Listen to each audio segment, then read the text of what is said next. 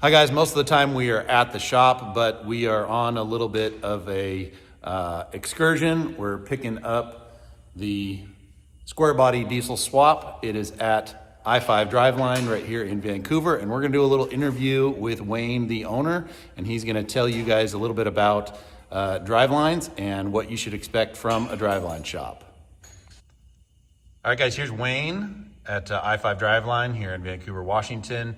I interrupted him right when he was putting the finishing touches on our driveline install on the Cummins Suburban. So Wayne, tell us a little about your business and about the driveline shop. All right, I'm the owner, Wayne Poe, I5 Driveline. We're in Vancouver. Do drivelines and differentials. We shorten drivelines, lengthen them, build custom drivelines, four-wheel drive, performance type, anything like drag racing drivelines. All steel. We don't do any aluminum here. So basically any driveline shop should be able to get you set up with any type of driveline you need for what you're working with, depending on what you're trying to do. A couple things that people need to realize that driveline shops need to know are like U-joint size, angles, what you're doing with the rig, if it's going to be, you know, like just a show type deal or a cruiser, or if it's going to be actually used and beat on. Kind of need to take that into factors for strength and stuff. Okay, Wayne, so tell us what you did on our Suburban, kind of some of the upgrades and some of the stuff that's not your typical normal day-to-day driveline stuff. Okay, yeah, so so the front driveline, being the fact that it has an Atlas transfer case in it, it's 1350 CV, so that is an upgrade strength-wise. So that's a complete 1350 CV. Most CVs are what, 1310s? Yeah, most of them are 1310. Some are 1330. A lot of Ford stuff's 1330, but most you see are 1310. All the Jeep stuff's 1310, unless they upgrade to 1350. Okay. So what's the front? What's the front off of this Ford Dana 60? The front is a 1330 because it's a Ford. It's a Ford. So, okay. But yeah, so it's a little less, strong there, but I don't think it's going to be a factor because front wheel drive, and we're only dealing with like 35-inch tires, so I think we'll be okay. Yeah, okay, so go to the rear and talk to us a little about what we did on the rear here. Yep. So I'll kind of interject here. In the rear, we actually cut the spring perches off and we reclocked to set the angle correctly so that we would not have to run any kind of a CV on the rear. There's all kinds of YouTube videos that kind of talk you through how to do this. But one upgrade that we asked Wayne to do when he was doing the drivelines for us is upgrading this rear yoke. So tell us a little bit about the rear yoke. Yeah, so the rear yoke, the factory one was a 1350, so we upgraded it to a 1410, which is way stronger. It's a, I believe it's an AAM, so it's a factory piece, but they normally didn't come with the 1410, yeah. So. And when I ordered the Atlas, I ordered it with the 1410 on the output. Yeah. So on the front, so the output. So now everything matches. It's 1410 the whole way. Yep. Now 1410, any downsides to doing that, or is it only? No, the only downside would be like if you had a clearance issue, which obviously you don't here. You know, usually any 3/4 ton trucks, not going to be any issue. If you had a space constraint, then it might be an issue. But other than that, no, there is no disadvantages. Common U-joint, you can get them anywhere, any parts store.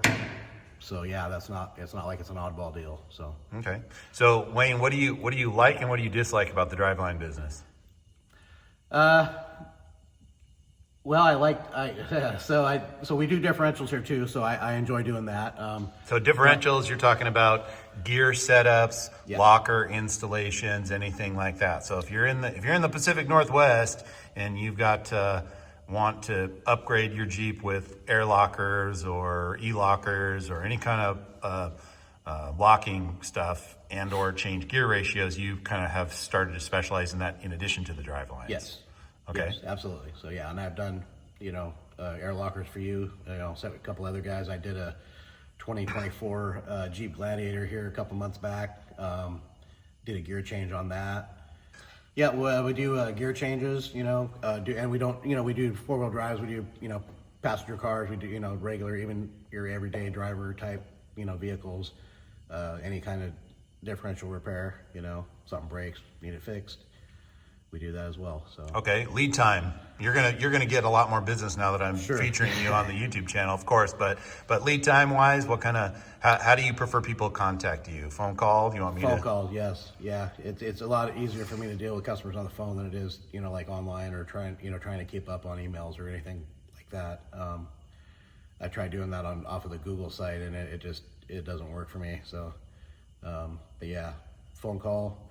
And then we can kind of go through what you're doing, and then that way I have an idea of what you want, and I can price it out and everything else, and see what see if that works for you. Okay, so gear setup lead time, you're a couple weeks. Yeah. Okay. Yeah. All right. Yeah. And the driveline lead time, it could be a week to 2 weeks, could be just kind of depends on what you got going on, and the time of year and stuff. But usually we're less than a week out. Okay. Great, let's get out from underneath the rack here, and I want you to show me kind of the equipment that you've got, because you've got some pretty state-of-the-art equipment for doing these drive lines. Yep. All right, Wayne, let's showcase some of your specialized equipment that you have here, because I know you've spent a fortune on this stuff, and it's top of the line. So. Yep, so absolutely. So we have over here is Superior Shaftmaster 3.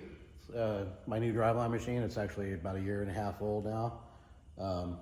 This is the latest and greatest in drivelines. It does 3 things. You can press, straighten, and weld all on one machine, so you don't have to have separate machines. So that makes it very nice, because when I first started the business, I had 2 separate machines, and it took forever to do that. So this machine's only 1 year old. Yeah.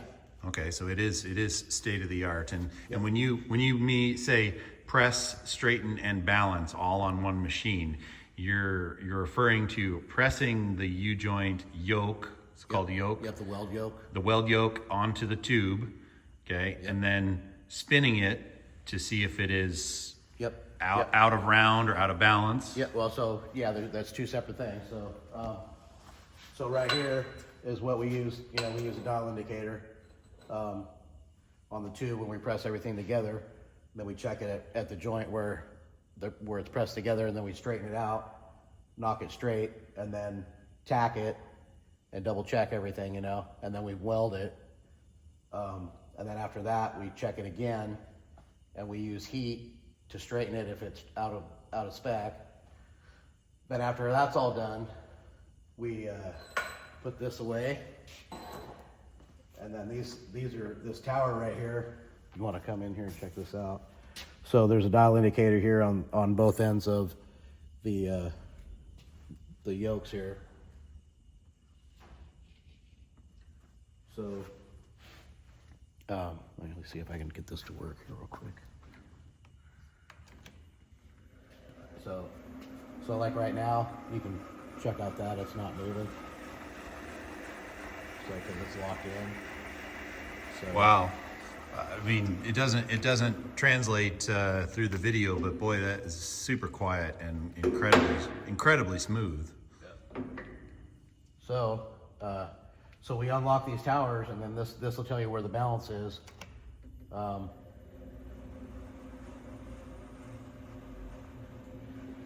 You can check it out now. And this is obviously an exaggeration of what's going on there. It's it's probably worse because there's nothing in the machine, and I have it at low speed because of that. But when there's a driveline in there, that needle obviously moves, and the spec is 5 thousandths or less on both ends, 10 thousandths in the middle.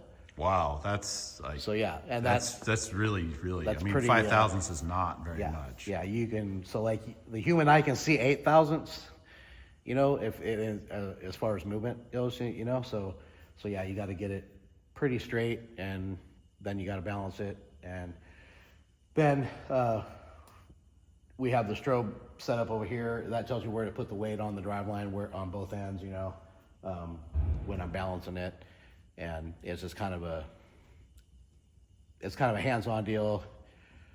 if it says it's out like 4,000, then you put like 4 grams of weight, but sometimes it's right, sometimes it's not. So you kind of got to, finesse it a little bit. So it's quite, and like I said, the machine pretty much does 90% of the work. You just got to make sure it's all right and everything within spec. So, all right. So these are all the fixtures that we need for the machine. And so like basically this piece slides into the end of the machine here. Slides in. Tighten the set screw down, and then you obviously clamp the U-joint here, and that's how it all works together. And all of these fixtures, obviously there's multiple different ones. These are for regular U-joints, CV style. These are for flange type, flange yokes for like a lot of Ford and Dodge drivelines. Medium duty Dodge and Ford trucks have a flange on them. And I'm also set up to do Class 8 heavy duty trucks, all the SPL stuff, 1710, 1810,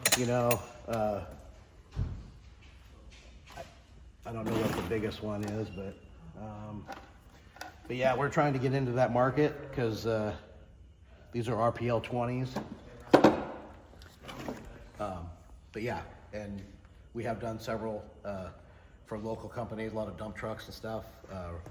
Did some for Rachi. We did one for TLC Towing the other day. So yeah, I'm definitely available. You guys are set up to do the big everything from small drive lines. Yep. Do you do any tractor PTO stuff? We do not. No tractor PTO. No, because the poor farmers out there. Yeah, well, no, not so much, man. Well, the poor farmer thing is because everything's proprietary. Yeah, okay. So most of that stuff is proprietary, and yeah, I don't get into it because there's so much of it. And I mean, I have fixed a few things, PTO stuff, but most of the time it's a big can of worms, and then 9 times out of 10 it's proprietary, and you have to get it from the dealer anyway, so it's kind of not really worth chasing that. So sure. So everything, no real agricultural stuff, but everything automotive and or off-road and big truck stuff you can handle. Yep. So Absolutely. Okay, great. Well, Wayne, thanks for doing a great job on our Suburban and giving us the shop tour. Hopefully this will drum up some business for you, and we appreciate your time. All right. Thanks.